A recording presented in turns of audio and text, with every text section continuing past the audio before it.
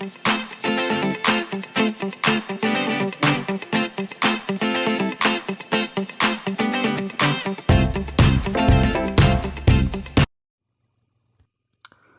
here are the tools I'm using to replace the pulley V belt on a 2002 M113. The same instructions can be used on the M112 engine on an E-Class and a C-Class. That was the belt I just showed you. This is the idler pulley that I'm going to be installing. And you will require a Torx T50 bit to remove the long bolt that is holding the idler pulley. You will also need the hub wrench. This is the wrench 36mm that's used to remove the fan and the viscous clutch, and this is the hub holder that's going to hold the drive shaft. Anyway, first we're going to remove the engine cover. It's a plastic. It's held with 3 rubber stops. You just pull it up and towards the back of the engine and wiggle it around a little bit to remove the 3 rubber stops. Previously I had broken my or cracked my engine cover, so that tried to glue it together, but it didn't work. Anyway, right now we're going to remove the viscous fan clutch as well as the viscous fan. You will first need to hold the hub, and it makes sense to put it properly so that the bent part rests against the black part of the hub shaft. There are 3 holes on the wrench which match the 3 screws that are on the hub assembly. So you want to make sure that it is nice and tight in and it grabs onto the 3 bolts in the hub.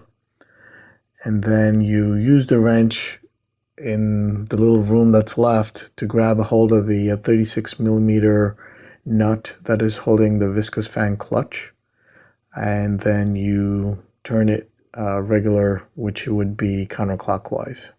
So again, you want to make sure that you're holding the hub properly with the wrench, and there is not a lot of room there. That's why these wrenches, which I got off of eBay, are thin.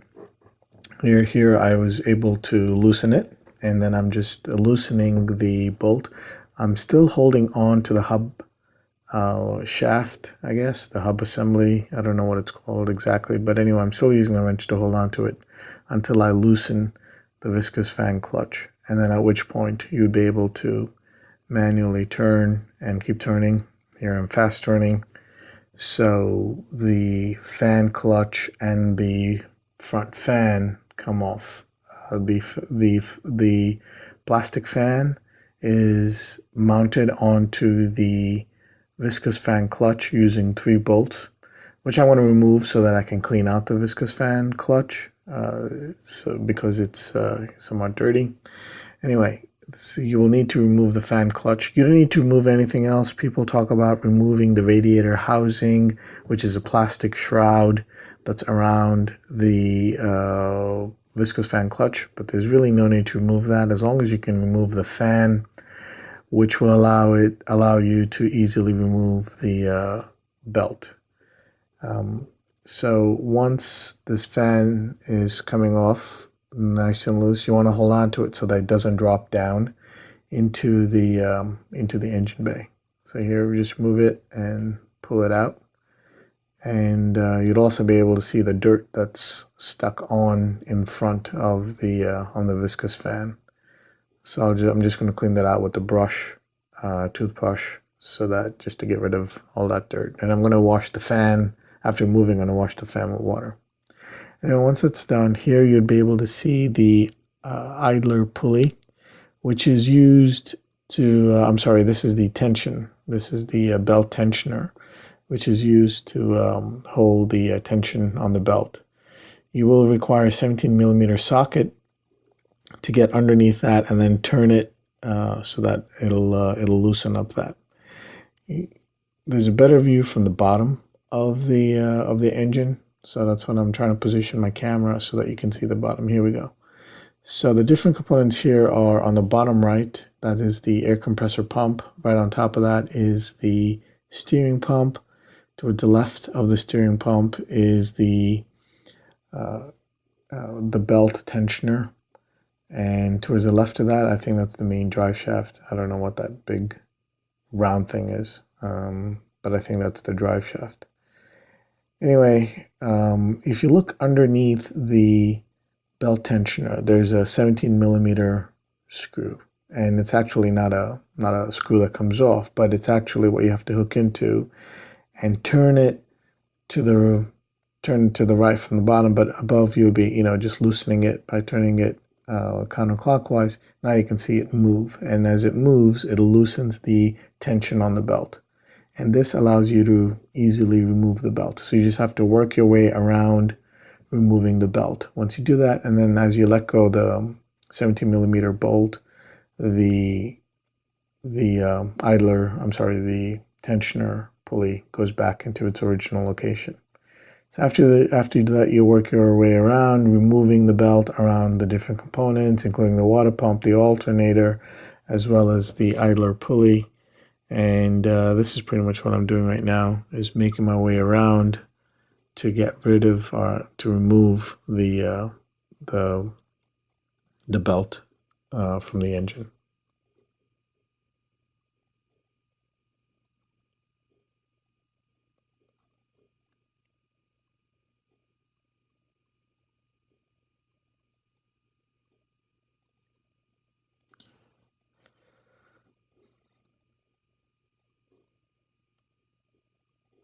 Taking the belt off is not hard. Putting the new one on is kind of tough. After playing with it a few times, I found that it's easier to get it around the air compressor and the steering pump first, and then the alternator and all that on the other side. I'll go over that when I'm putting it on, but removing it is quite easy. The one thing just to be watch out for is the coolant pipe that's on top. Just make sure you don't damage that as you're removing it. And you just remove the belt from the top of the engine.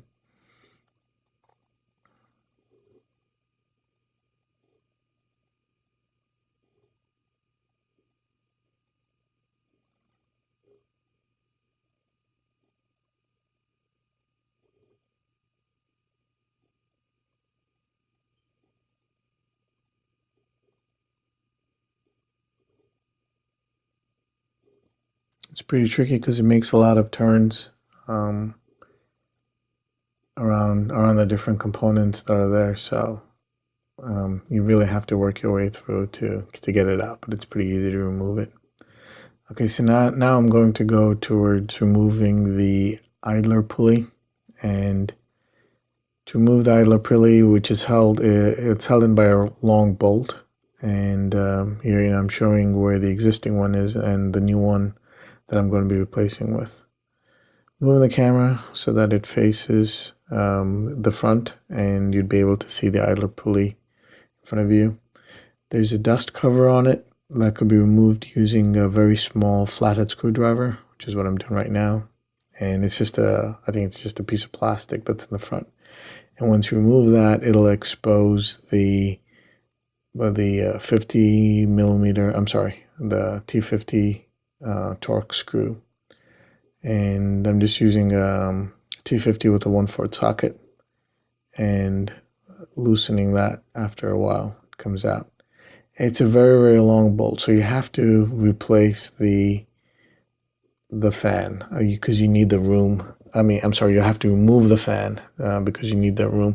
If you were just going to replace the idler pulley, I believe you still need to remove the fan so that you have room to get in there for that long bolt to get out. I don't know what other tool you would use. But anyway, I think it's about 4 inches long, and so just be patient as you're removing it.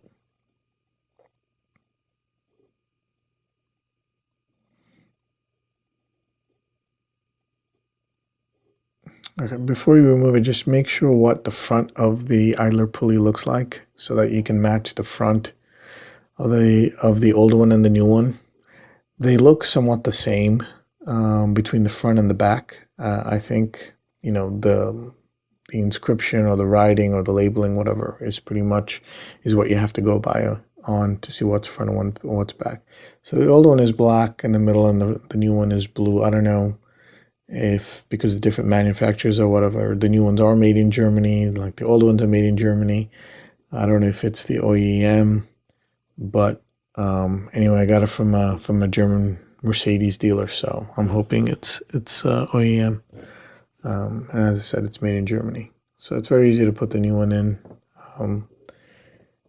Put it in the center, and then tighten the bolt, and then tighten it with the T50 Torx bit. I don't know what the torque setting is on this, so I just tightened it as much as I can. I didn't know where to get that information, but anyway, I just tightened it as best as possible. But it's an easy thing to replace.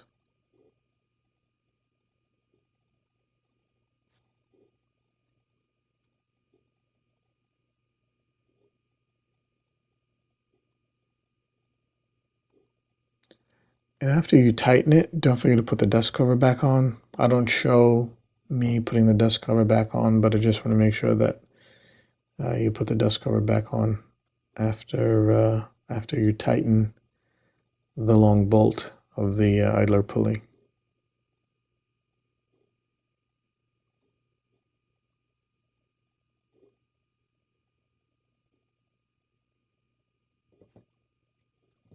Okay, and now I think we can move on to changing the belt. Just want to do a comparison between the old belt and the new belt. So here's the diagram that I used to put the belt back, and you have to follow. You should get one of these. You can just do a search on it, and you can find it on the internet and do a printout. But that tells you how the belt is routed on the different components. Just comparing the thickness, the old one is actually thinner than the new one. Again, you want to make sure you get the right one for your engine.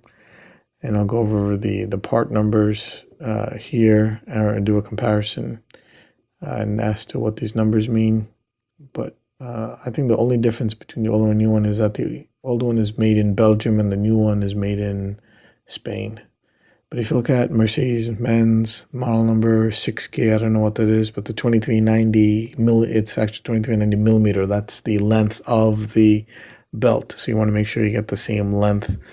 And I think between the E-Class and the C-Class, there may be different sizes, even though it's the same engine. Again, if you look at 2390, it has the correct millimeter and same part number. And also this is obviously Mercedes-Benz belt. I don't know, this belt is like only $30 or so it's more or less. So just get the OEM. I put the diagram in front of me here so that I can follow it as to how the belt gets routed. And after playing around with it a few times, I think the best way to install it is first to do the right hand side, which would be around the air compressor and the steering pump. So once you get that on, and then you come over to the left hand side, which is the alternator. It's an alternator starter. I don't know if it's, no, there's no starter. I believe it's the alternator and the water pump. So you want to do the right hand side first and then do the left hand side, and then you'll be left around doing the water pump. So you just want to go around and get to the water pump, but don't put it on the idler pulley, which is all there on the top, the one the one I just replaced. And when it comes to the idler pulley part, that's when you use the wrench, you loosen the tension on the belt tensioner, put it around the idler pulley, and then close the tension. So here I am going over the left part of it. I'm sorry, the right part of it, which is the air compressor and the steering pump. And, getting it around there. I may even go, I believe I also gone over that big hub, which is a drive shaft, the big wheel. I believe that's a drive shaft. And obviously follow the diagram. In some parts where the threads of the belt there are those ridges. The ridges of the belt match the ridges of the wheels, and then areas where there's flatness matches the flatness of the wheel. And again, it's easy to put the belt on. So here I pretty much did the right hand side and the left hand side. Now I'm loosening. I'm trying to get a grab on that 17 millimeter screw. It's difficult to when you can't see it from the top. I don't know why I'm having a tough time around the second time. The first time it was pretty quick. Here what I did was I just decided to put the socket in first, and then it's 17 millimeter 3/8 inch socket, and I'm using a 3/8 inch to a 1/2 inch adapter because my breaker bar is a 1/2 inch. Anyway, after I did the tension, I got it around some other areas and then put it around the idler pulley and then let go. So now it should match. It's always good to do a visual inspection to make sure what you've done matches the picture. So just make sure that as the serpentine belt goes around the different components, it matches the picture. And perhaps it'd be good to get someone else to do a check, so that they may see something you didn't see. So it's always good to do a visual inspection after the fact, or even before, so you know how things go. Actually, both. But anyway, the one tough time I had was my breaker bar is too long to turn it all the way to the left when I was trying to put this back on. I believe it's a 2-foot long breaker bar. Maybe I should have gotten an 18-inch breaker bar. I don't know. But anyway, it did work. It's just I was hitting some plastic. I was hitting the air plastic tubing that comes into the air box. But anyway, just be patient. Go around and make sure everything is on the center of the components of the wheels and gears. Sorry, wheels, I should say. And you'll see that it's on the center around each one, and do a visual inspection.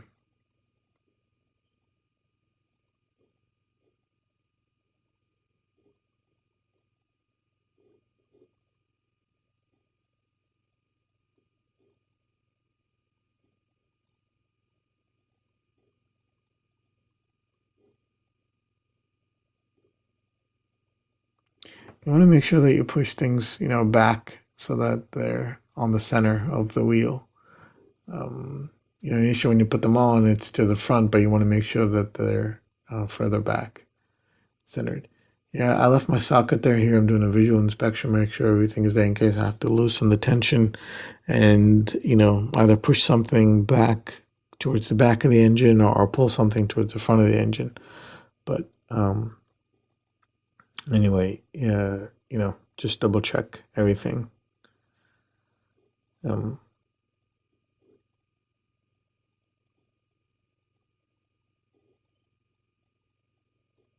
There's the idler pulley that's on top. That's everything centered.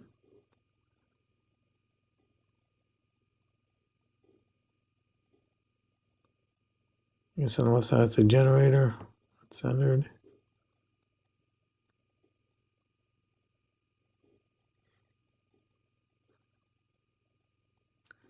And put the camera down, trying to get a better visual, but didn't get much visual out of it. But anyway, here's the belt around idler pulley, whatever. Anyway, now I'm going to clean the fan clutch, and basically there are 3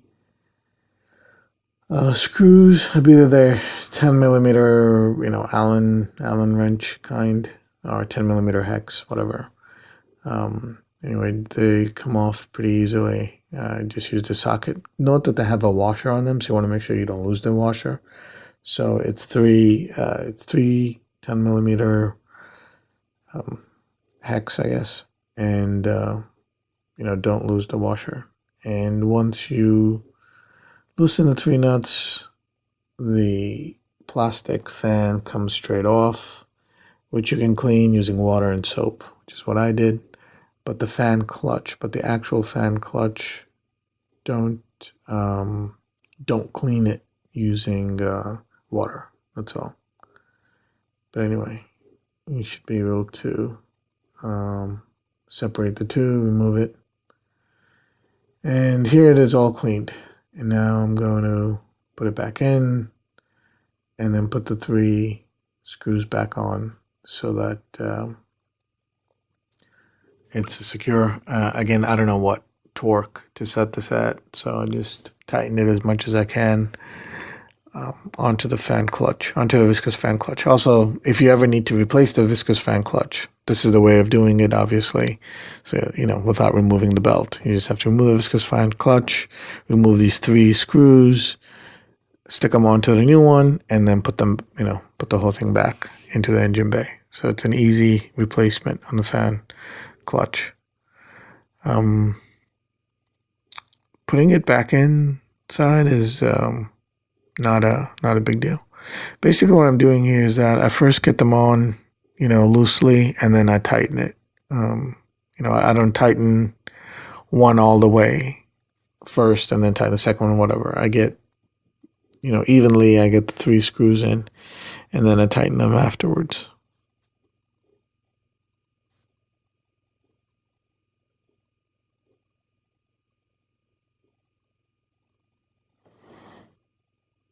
You really don't even have to do this, but I thought it would be good to clean it. That's all.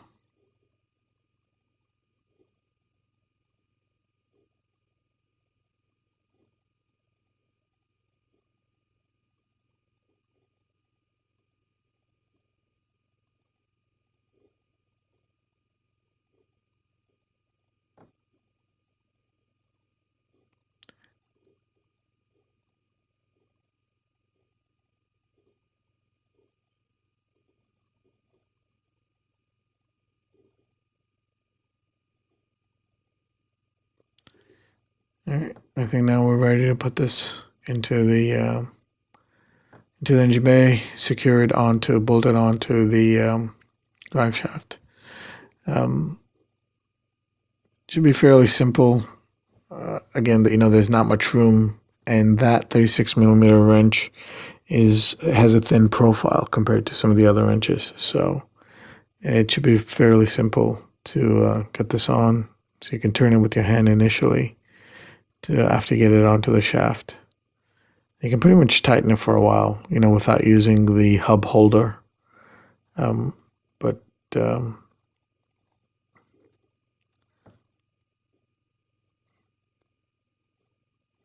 guess my camera fell. Anyway, once you do that, you want to be able to grab the hub assembly with the other holder. And once you realize you can't tighten it anymore. So here I am tightening for the most part. And then you will see it, you will see the viscous clutch turn, I guess.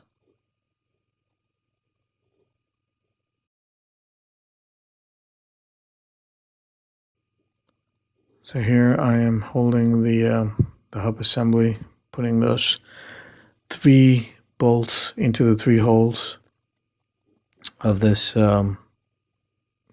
wrench, I guess, and then tightening that bolt, the 36mm bolt with this wrench. You just grab it, and again, I don't know what the torque setting is, and I don't have a torque wrench for that size, so I tighten as much as I can. And here it is running after after turning it back on. Anyway, I hope it was helpful. Thanks for watching. Please subscribe and leave a comment. Thank you.